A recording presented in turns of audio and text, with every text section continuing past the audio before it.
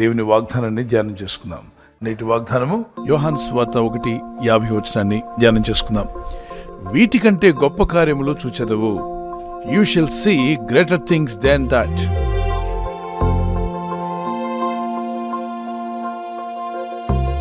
వాక్యంలో ప్రభు అంటాడు, వీటికంటే గొప్ప కార్యములు నేను జరిగిస్తాను. You shall see greater things than that. ఎవరితో అన్నారు? యేసు ప్రభువారు నతానీయులతో అంటారు. హృదయములో కపటము లేకుండా దేవుణ్ణి సేవిస్తున్న నతానీయులు అనేటువంటి ఒక వ్యక్తి అంజూరపు చెట్టు కింద కూర్చొని ప్రార్థిస్తూ ధ్యానిస్తూ ఉన్నాడు. ఏనాటికైనా మెస్సయ్య రావాలి, ఆ మెస్సయ్యను చూడాలని.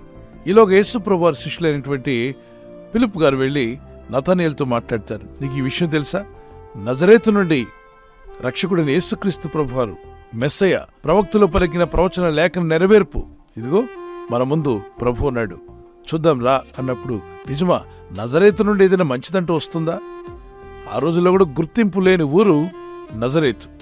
కానీ యేసయ్య ఆ ఊరిలో రావడం, ఆ గ్రామానికి రావడం, ప్రభువును బట్టి నజరేతుకి ఘనత వచ్చింది. అందుకే జీసస్ ఆఫ్ నజరేత్ అంటారు. ఈరోజు క్రీస్తు ప్రభుని నువ్వు హృదయంలో ఆహ్వానించి, ప్రభువా నీ కృపలోనే ఎదిగేటువంటి సహాయం దయచేయమని ప్రార్థిస్తున్నట్లయితే నీ గురించి ఎవరికి తెలియకపోవచ్చు, నీకు ఆ పేరు ప్రఖ్యాతులు లేకపోవచ్చు. ఈరోజు ఆ క్రీస్తును నీవు కలిగి ఉన్నట్లయితే నీకు దేవుడు గొప్ప సాక్షి జీవితాన్ని ఇస్తాడు. నీ పేరు జీవగ్రంథంలో కూడా రాయబడుతుంది. దేవుని ఎదుటను దేవదూతుల ఎదుటను ప్రభు నీ గురించి ఒప్పుకుంటాడు. ఈ నతానీయుల వ్యక్తి ప్రభు ఎదుటకు వస్తుండగానే ప్రభు అతన్ని చూసి, ఇతడు కపటం లేని ఇజ్రాయేలుడు అని ప్రభు సాక్ష్యం ఇచ్చాడు. ఇజ్రాయేలు ఎంతో మంది ఉన్నారు, కానీ ఇతడు కపటం లేనివాడని దేవుని ఎదుట నుండి ఒక మంచి సాక్ష్యం పొందుకున్నాడు. దానికి అతను ఆశ్చర్యపోతాడు. నా గురించి మీకు ఎలా తెలుసని ప్రభు అంటాడు, నీవు ఇక్కడికి రాకముందు ఒక చెట్టు దగ్గర కూర్చున్నావు, ఆ చెట్టు అంజూరపు చెట్టు అన్నట్టు ఇతను ఆశ్చర్యపోతాడు. అరే, నా గురించి ప్రభుకి ఎలా తెలుసు? ఆయన సర్వం ఎరిగినవాడు. ఈయన యూదుడు మాత్రమే కాదు, ఈయన రక్షకుడు, ఈయన మెస్సయ్య. ఈరోజు మీరు ఏ స్థితిలో ఉన్నారో, ఏ పరిస్థితులు గుండా వెళ్తున్నారో, what all you are going through, nobody understands but God understands.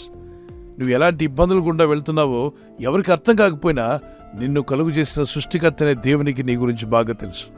నీలో ఉన్న దుఃఖమేంటో, నీ మనసులో ఉన్న భారమేంటో, నీ గుండెల్లో ఉన్న బరువేంటో, నీ శరీరంలో ఉన్న అనారోగ్యమేంటో, నీ ఇంట్లో ఉన్నటువంటి ఇబ్బందులేంటో, అలాగే నీ ఆర్థిక పరిస్థితులు, నీ ఉద్యోగ స్థలంలో, అలాగే నీ వ్యాపారం గురించి, నీ బిడ్డల గురించి, యవనస్తులైతే మీ భవిష్యత్తు గురించి ఎన్నో ఆలోచనలు కలిగి ఉండొచ్చు.